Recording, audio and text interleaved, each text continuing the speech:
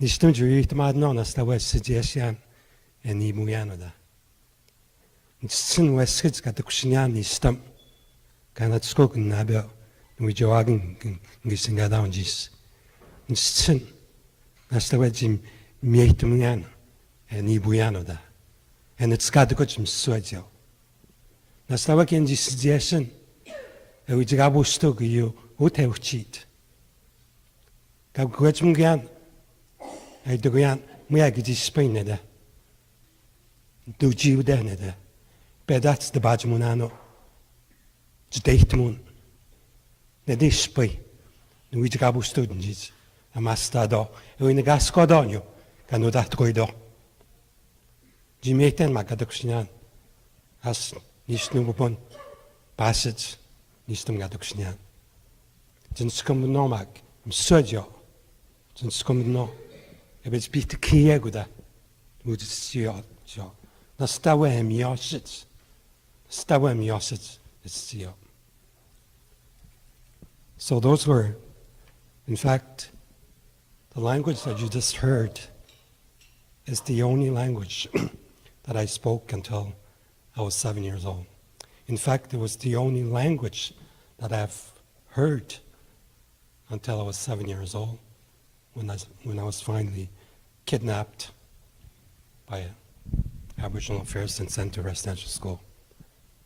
So I'm fortunate and very privileged to be able to still speak my language.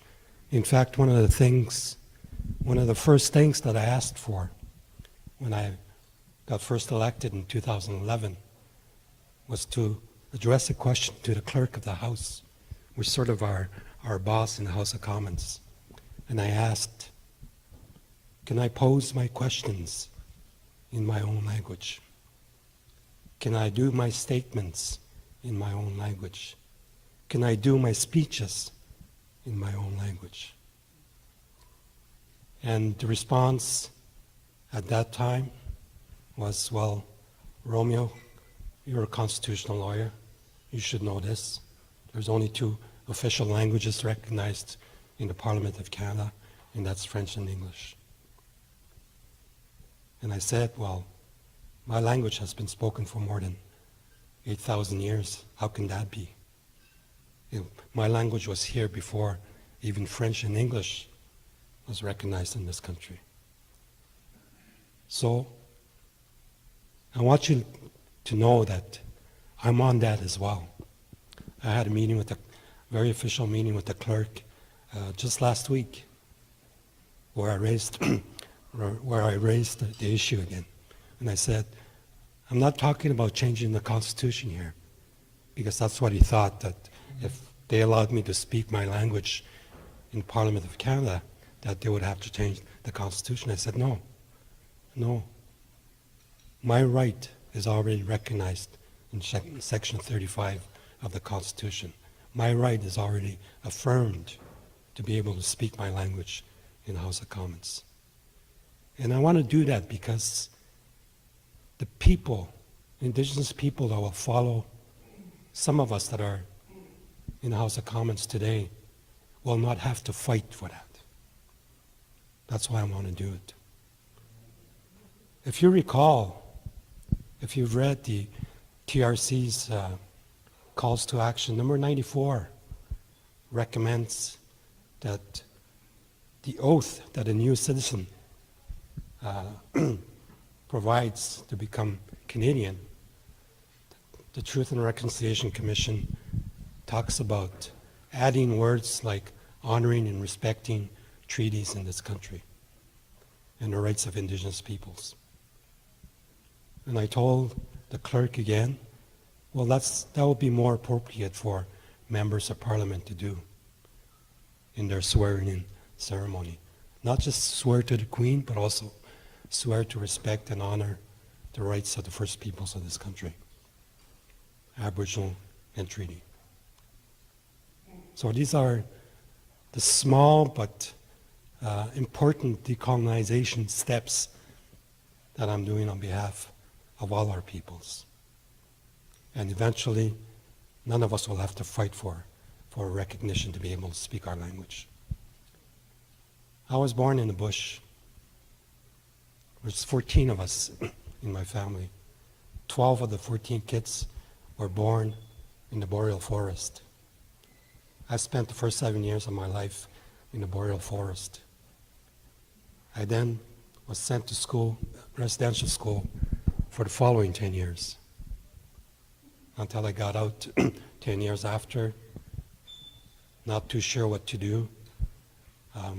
I went back in the bush, lived the traditional Cree way of life for the following 2 years when I came out of residential school. And then something funny happened. It's important when you encounter people, it's important to try to assess exactly the meaning of those encounters. My encounter with you in 1993, more than 20 years ago now, was important. And Gord can tell you that I mentioned that this morning as I arrived here. I said I came here with Robert Kennedy Jr. because my people had asked me to come to the West Coast and stand by my brothers and sisters in Clayoquot Sound, to save Clayoquot Sound. So I still remember that. And when I came out of residential school, I happened to be walking in the community to pick up a couple of things. This is 1985. And the chief of the time, Eeyou, walked up to me and said, well, what are you doing this weekend? And I told Eeyou, I'm just in the community to pick up a couple of things. I'm heading back to my camp, which is about 2 hours from the village. And Eeyou said, you know, there's an important symposium going on in Montreal that will talk about the 10 years of the James Bay and Northern Quebec Agreement, which my people signed in 1975. It's an important symposium you should be interested in. We'll pay for your expenses and everything. So I said, okay, I'll go for the weekend.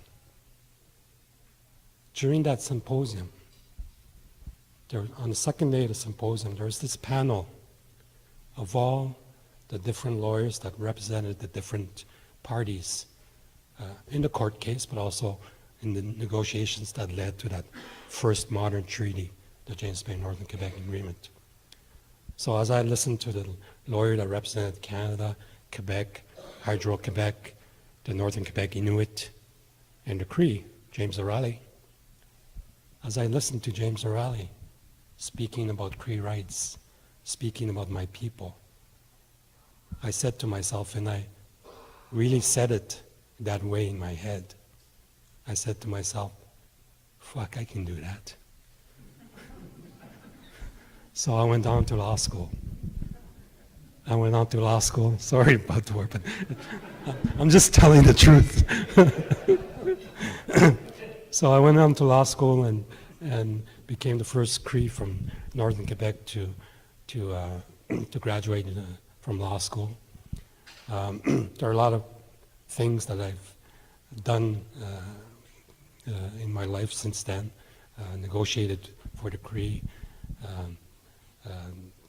government relations, and so on and so forth. So I won't go into that detail, but one important aspect as well is that when the negotiations or the work started on the UN Declaration on the Rights of Indigenous Peoples, our ambassador to the UN, Ted Moses, the Cree have an ambassador to the UN. His name is Ted Moses. Ted invited me to Geneva. He said, you should come. You don't have to do much, just observe how we do it, and maybe this is going to be of interest for you. Well, it turns out that I'm one of the very few Indigenous jurists or lawyers that spent the entire 23 years of that process that led to the UN Declaration on the Rights of Indigenous Peoples. Every summer for 10 days, we would sit down with government representatives, negotiate, draft the UN Declaration on the Rights of Indigenous Peoples. It took 23 years. I'm one of the very few Indigenous lawyers that participated throughout the process. That culminated in September of 2007 with the adoption of the declaration by the UN General Assembly. So it took 23 years. What I find interesting in all of this is that I never thought I'd go into politics for a long time until I met this beautiful man, late Jack Layton. I did a speaking engagement for the NDP in 2006, and Jack Layton happened to be in the room. He came over to me after my speech and said, "Would you consider the possibility of running for the NDP?" I said, not really, because my kids are still growing up. They're still too young for me to go into that kind of work, because it is a lot of work. And I admire so much people like Gord, who just got there, but are already on top of things. I admire very much this man. And I've observed him a lot in the houses. He's doing an incredible job. But finally, when I decided to run in 2011, I called Jack Layton and I said, "Jack, I think I'm ready." And he invited me to his house in Toronto. And we sat down for three hours and talked, exchanged, discussed that possibility. But I wanted to run in Quebec City because I had spent many years in Quebec City working for the Cree, at the Cree Embassy in Quebec City. And but Jack said to me, "You know, Romeo, let me put it this way."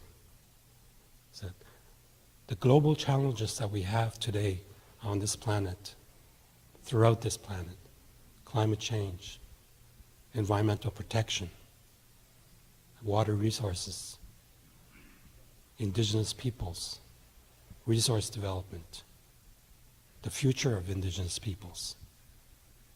All of these challenges that we find throughout the planet are also in that riding in northern Quebec where your home is.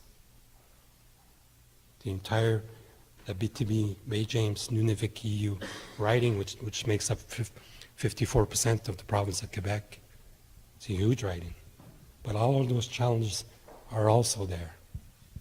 So he said to me, you're going back home, buddy." So I ran in that riding. I like to tease my good friend Nikki Ashton, who has a huge riding in northern Manitoba. I always tell her, "Nikki, you know what? My riding is bigger than Manitoba." And I like to say that to her because it's true. It's bigger than Manitoba. So here I am. Young boy, was born in the bush, spent the first 7 years of my life, now member of parliament, and trying to bring home that UN declaration that so many of us had worked hard at the UN for 23 years and make it law in this country.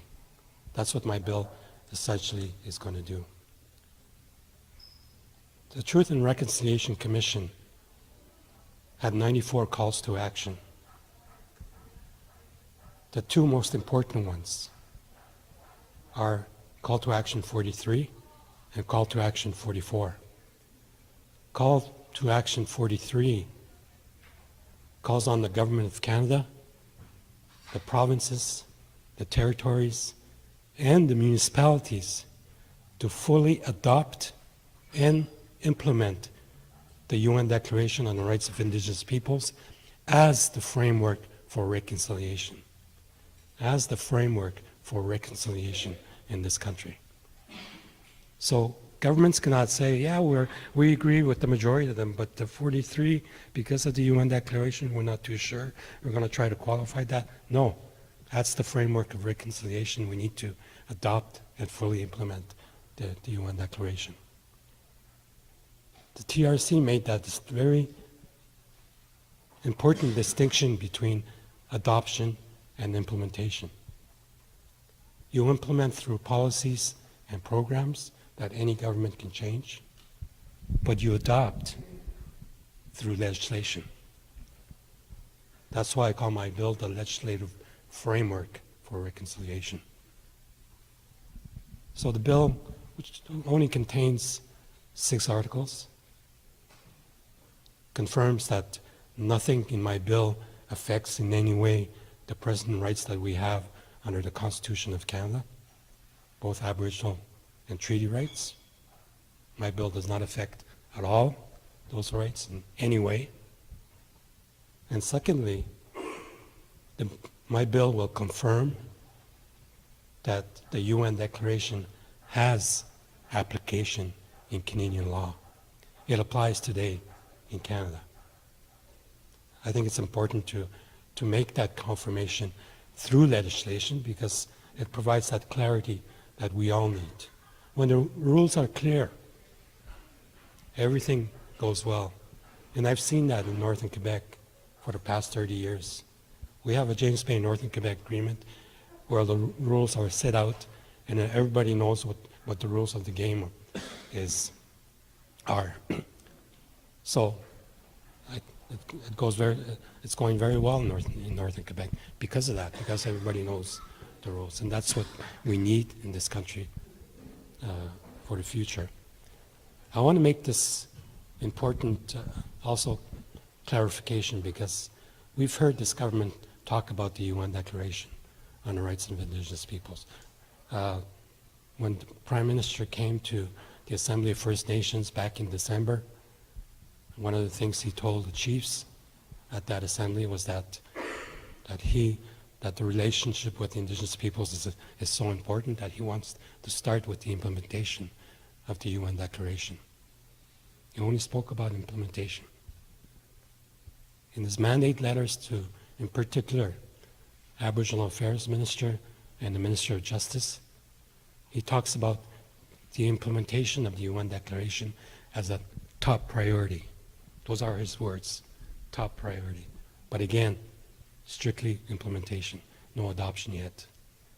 Until recently, last month, in May, at the UN, both the Minister of Justice and the Minister of Aboriginal Affairs, for the first time, talked about the adoption and implementation of the UN Declaration without qualification. And then she went on to qualify her statement, but that's another story.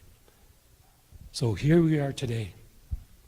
As I stand here today, my bill is proposing to implement the TRC calls to action 43 and 44. It calls to implement the commitments and the promises of this new government with respect to the adoption and implementation of the UN Declaration. So here's the big question.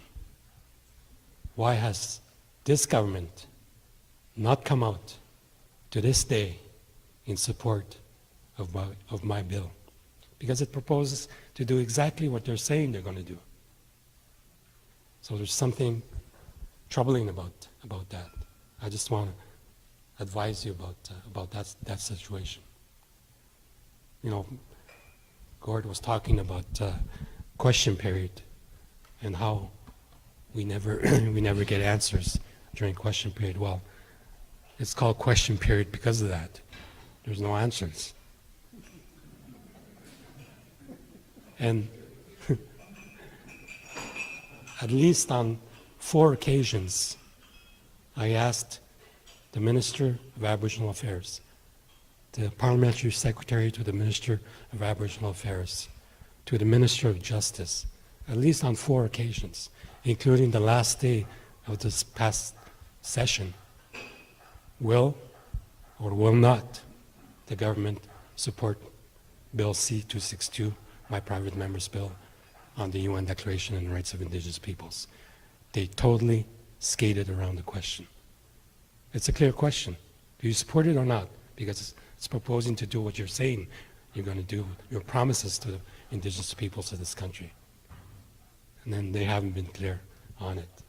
I'm suspecting that they may be thinking of working on something else that will be weaker than what my bill says.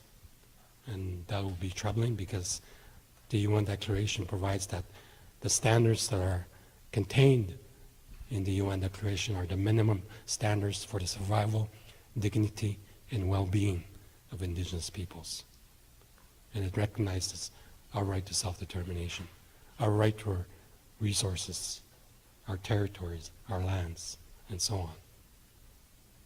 So I'll be traveling throughout, I think my time is already up, but I'll be traveling throughout the summer doing this, explaining my bill, responding to questions if there are any questions, because I need that support to be able to to arrive back at the House in the fall and show the government that this bill has the support of the overwhelming majority of Indigenous peoples in this country and non-Indigenous.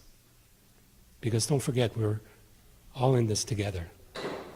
We're all in this together. That's why yesterday I was before a full house at the Ottawa University yesterday doing a similar presentation to law students. So we need the support of Canadians and of course the majority of Indigenous groups in this country. I calculated the number of organizations since I introduced the bill, and the number of organizations represent close to 1 million Indigenous peoples already that have endorsed my bill, that support my bill with resolutions, letters of support. Murray Sinclair supports my bill. Go to my Facebook page and you'll find there's a very strong letter of support for my bill. And we need to tell the government that Bill C-262 is the way forward for reconciliation. No beating around the bush. That this should be clear. This should be the path to reconciliation if they're serious about it. If they're serious about a new nation-to-nation relationship, well, I'm proposing the path. They've asked me to collaborate with them. They've asked me to work with them. That's exactly what I want to do.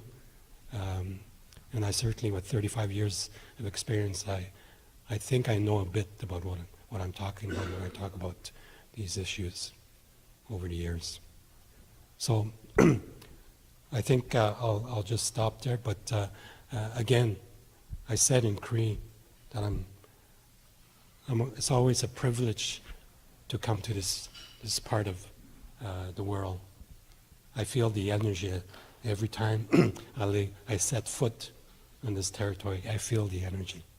So that's why I never will ever refuse an invitation to come this way, because it's such a beautiful territory, such beautiful people, strong people, and it will be always an honor for me to be with you.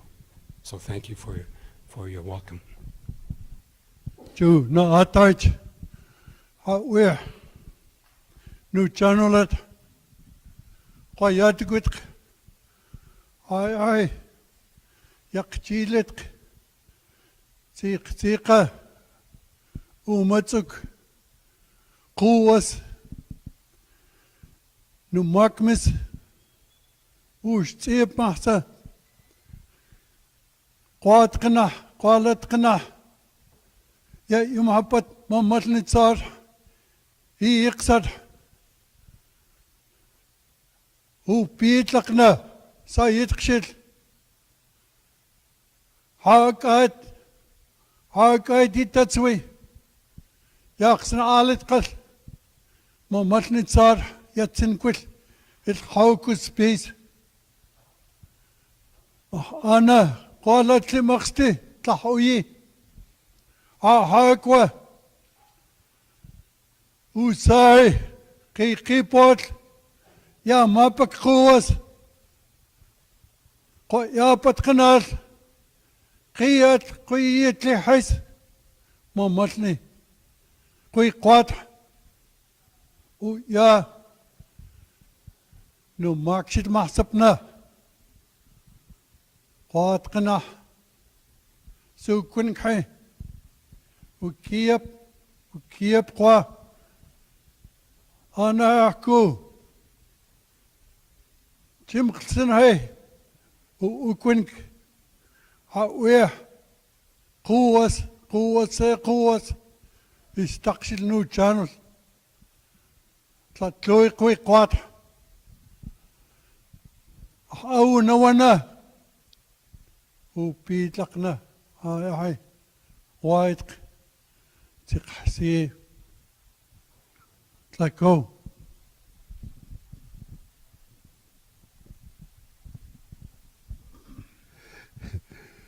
On behalf of our Ha-wiih, Ha-houlthees, we call on all the chiefs present to support and endorse the proposal put forward by Romeo Saganash, because it intended to enshrine in law and start doing away with those things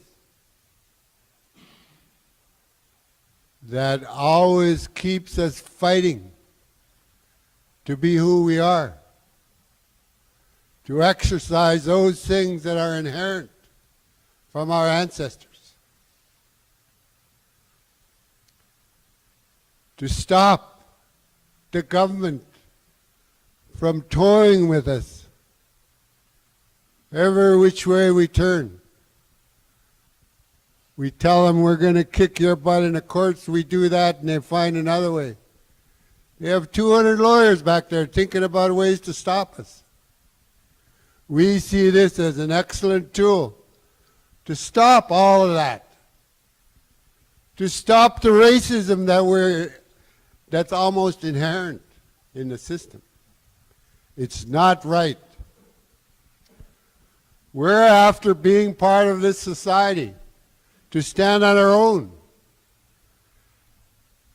And so we call on all the Ha-wiih of Nuu-chah-nulth to stand up in support of that proposal that's going with consultation to other First Nations, seeking the same kind of endorsement. And we're providing you, through our Ha-wiih, the strength as you go out and confer with other First Nations, to have them endorse and come aboard, recognizing the importance of enshrining something in law that will help us, that will be a tool to achieve those things that were very much a part of our lives a few decades ago. So we formally call on all the Ha-wiih to support this and endorse the proposal. Mr. Chairman, we leave that in your capable hands of how you achieve that. Tla-o-qui-aht. Nation of support. Hoopachussit. Thumbs up. Jishat. Hochuklissit. Thumbs up. I'll speak for Hu-wiih. Thumbs up. Youth-luatlat. Wikitsa. Youth-luatlat. Tukwa. Thumbs up. Tla-o-qui-aht. Wick. You always throw a little wrench into the... Ahusat. Thumbs up. Heshkwi. Heshkwi. Ah. Tla-o-qui-aht. Moachat Muchlet. Thumbs up. Ihadasit Chinkanet. Chin Akinkint. Thumbs up. Nuu-chah-nulth. Thumbs up. Kayukit. Thumbs up. Tribal Council. Thumbs up. Okay, thank you everyone. Romeo, you have the full support of the Nuu-chah-nulth Ha-wiih in your private members bill.